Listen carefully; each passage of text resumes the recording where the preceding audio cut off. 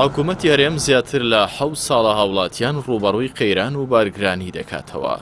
سیاسەتی ئابووری سەربەخۆ و هەناردەکردنی نەوتی هەرێم بووەتە هۆی ئەوەی پەیوەندیە ئابووریەکان لەگەڵ بەغدا تێک بچێت.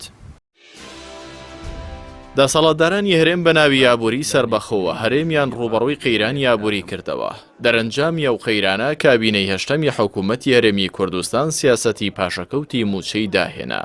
پاساوەکانی ئەو کابینەیە هاتنی داعش و دابەزینی نرخی نەوت بوو، بەڵام ئێستا مەترسی داعش نەماوە و نرخی نەوتی خاویش بۆ بەرزترین ئاستی 7 ساڵی ڕابردووی بەرز بۆتەوە.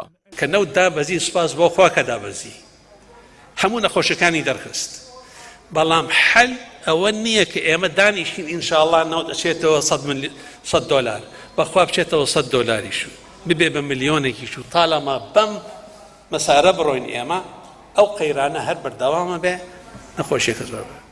هەر بەم جۆرەش بوو نەوت ئێستا لە سەرووی $90 کەچی لە هەرێمی کوردستان قەیرانی دارایی و کێشەی دابەشکردنی موچە وەک ئەو قۆناغەیەکە نەوت بە کەمتر لە $30 بوو. با جۆرێک هەر مانگێک بەغداد و 100 ملیار دینارەکەی نەنێرێت حکوومەتی هەرێم لە دابەشکردنی موچەدا دەستەوەستان دەبێت.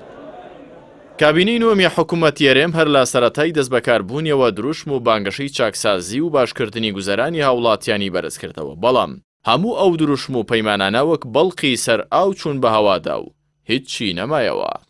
کابینەی نوێمی حکوومەتی هەرێم دابینکردنی خزمەتگوزاری کەم کردەوە و باج و ژیانی لەسەر هاوڵاتیانی قوڕس کرد. هەروەک لە راپۆرتێکدا ڕۆژنامەنووسێکی ئەمریکی وتی حکوومەتی هەرێم باجی دانیشتوانی سویسرا لە خەڵکەکەی وەردەگرێت و خزمەتگوزاری وڵاتێکی وەکو سۆماڵیان پێشکەش دەکات.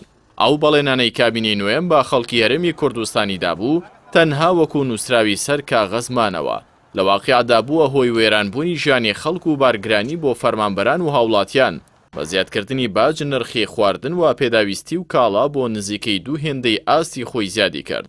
هەروەها نرخی بەنزین و سوتەمەنی زیاد بوو ڕوو لا بەرزبوونەوەی زیاتریشە.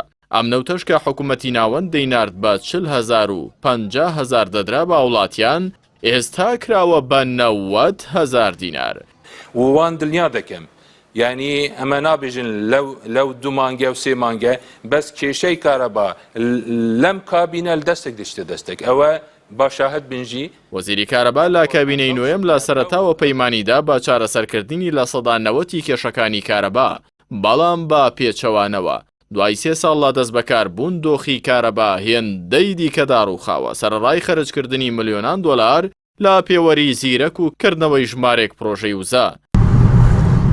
دەستکەوتێکی دیکەی کابینەی نوێم زیادکردنی ڕۆڵی کەرتی تایبەت بوو لە بەڕێوەبردندا لە وەرگرتنی پارەی خۆڵ و خاشاک و پارەی تابلۆی دوکانەکان و پارەی وەرگرتنی پێوەری زیرەک و چەندین کۆمپانیای دیکە.